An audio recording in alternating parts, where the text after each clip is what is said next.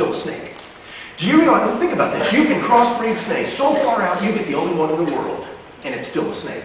It is not going to evolve or turn into anything else. It is going to stay a snake. You know, they say that we do not make any testable predictions. I'll make a testable prediction right now. I believe you can test my prediction. If you have fish, they're going to give birth to fish. I believe I can make another testable prediction. I predict that if you plant carrots, you will get carrots to grow there. See, God says everything reproduces after its kind. That is exactly what the evidence confirms. Every single time.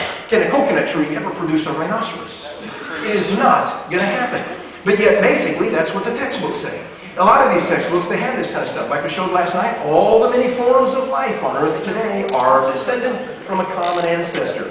Well, people are free to believe that, but that means somewhere back in time, something gave birth to the coconut trees and the rhinos and the cabbage and the elephants and tomatoes and you and me.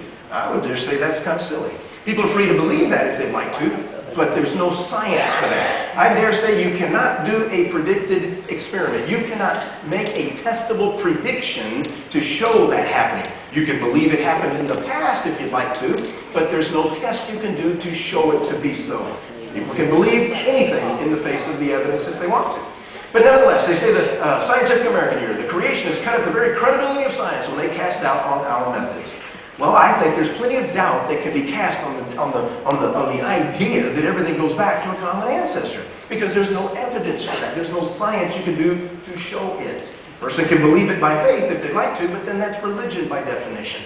Anyway, they say back in this Raven Johnson biology book, scientific creationism implicitly denies the whole intellectual basis for the set of facts. The human beings have a soul.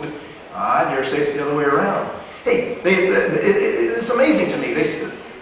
After ridiculing creationists for several pages, then they have this chapter 19 here. It says how humans evolved.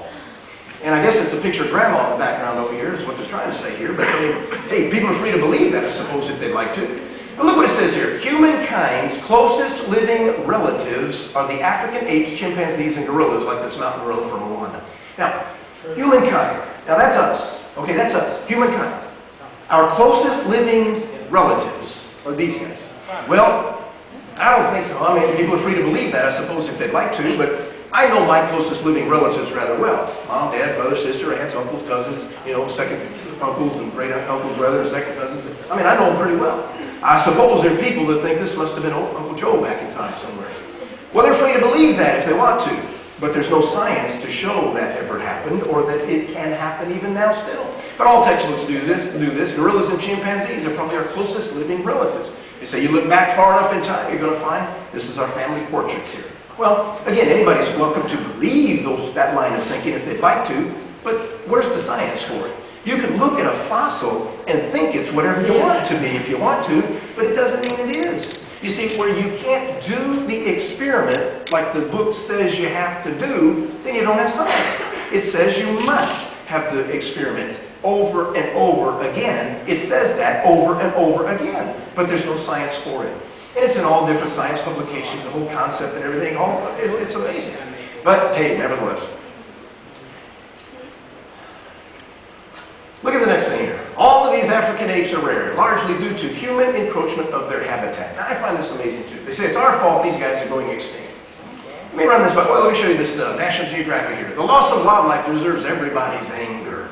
Well, let me ask you, why? Why? What difference does it make if something goes extinct today? Because according to evolution, that's the way things have been going on for eons of time. According to evolution, in fact, we wouldn't be here. It was a mass extinction of stuff in the past that made possible our existence today. I mean, that's what evolution teaches. Things have to go extinct. So what difference does it make if something goes out now? It seems rather inconsistent to me. Now, don't misunderstand. We ought to care, but the reason we ought to care is because God says we ought to care. Now, check it out here. God makes everything, and He puts man here.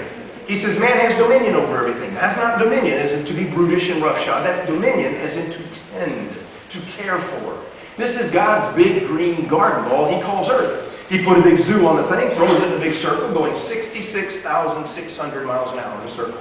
666. Something going on there too. But anyway, He puts man on this thing. He says, hey, take care of that for me, will you?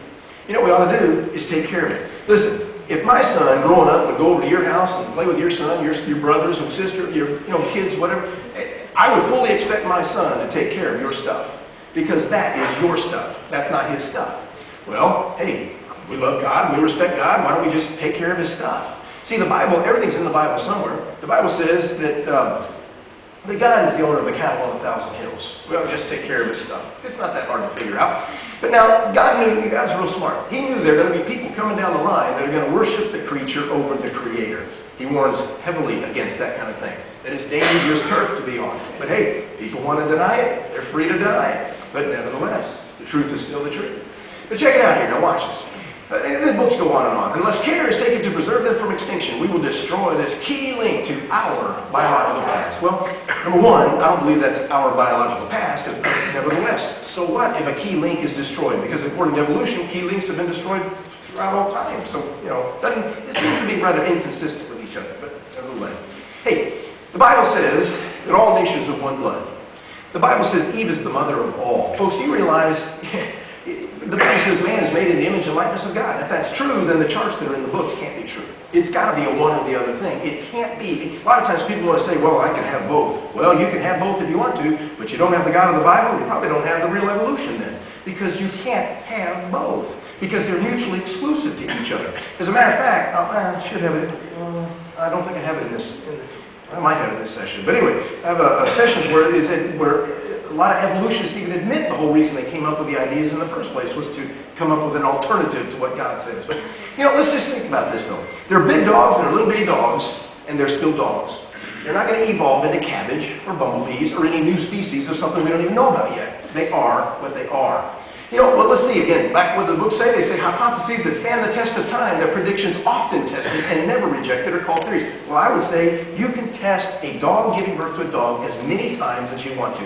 Millions of times, as a matter of fact. I think that it's pretty substantially supported that that's exactly what they do. Now, people are still free to believe that all the many forms of life go back to a common ancestor, but where's the evidence for that? Where's the science to do the experiment? Not interpreting some fossil record of the past, because that's all just interpretation. Where is the test to show it that it happens today? Where is the test to show that it qualifies then as evolution?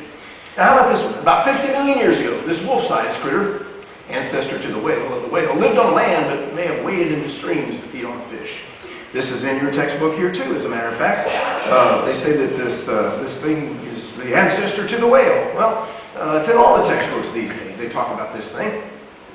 Look what National Geographic says here. Whale's earliest known ancestor. No, it's the whale's earliest believed to be ancestor to some.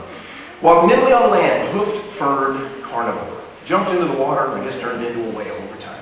Well, folks, anybody's free to believe a hoofed, furred carnivore jumped into the water to feed on fish and turned into a whale, like the book says.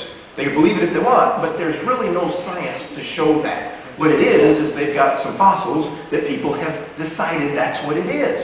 Well, that's not science, though. That is not doing the experiment to show it to happen. That's not what it is. But nevertheless, hey, a lot of animals jump into the water to feed on fish. What are they going to turn into one day? I mean, people are free to believe they're going to turn into something else, I suppose. It's amazing to me how people will have these, what in my mind seem to be wild ideas, but yet when things happen that the book explains did happen to make the thing turn into something new. When you can witness it happen, it doesn't work out that way, and people will ridicule and laugh and say, oh, that's ridiculous. Well, I think it's pretty ridiculous that what the book says happened also, because that's the same thing the book says happened. They went into the water to feed on fish and decided to turn into something else. There's no evidence for it.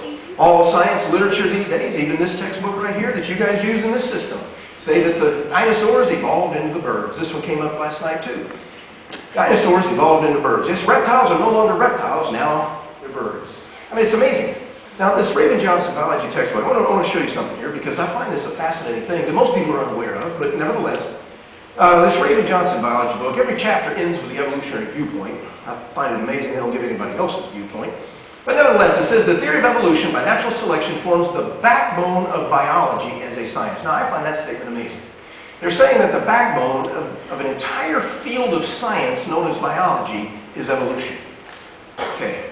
The details of how evolution operates have been and continue to be a source of lively discussion among biologists. Well, the reality is, it's worse than lively discussion. It's outright war among biologists. They don't agree with each other. But yet if I say I don't agree, it's amazing to me. This guy doesn't agree with this guy. This guy doesn't agree with this guy. If I say I don't agree with both of you, I'm the lunatic of some sort. Well, they don't agree with each other anyway. And then, it's a huge argument.